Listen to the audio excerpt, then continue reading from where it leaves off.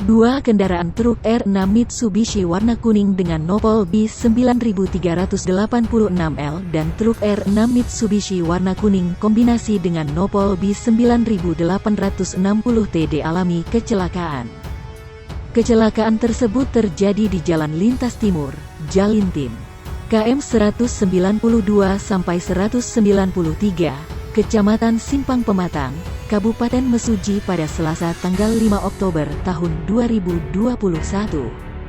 Hal tersebut dikatakan oleh Kasat Lantas Polres Mesuji itu Hoirul Bahri mewakili Kapolres Mesuji AKBP Alim saat ditemui di ruang kerjanya. Selanjutnya, kata Hoirul, untuk kronologi kejadian berawal dari kendaraan truk R6 merek Mitsubishi warna kuning dengan nopol B9386L yang dikemudikan oleh Joko melaju dari arah Palembang menuju ke arah Bandar Lampung.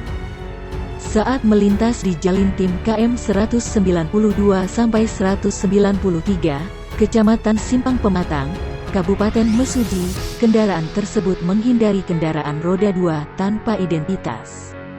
Sehingga, ungkap Hoirul, kendaraan tersebut mencoba menghindar dengan cara berpindah jalur ke kanan.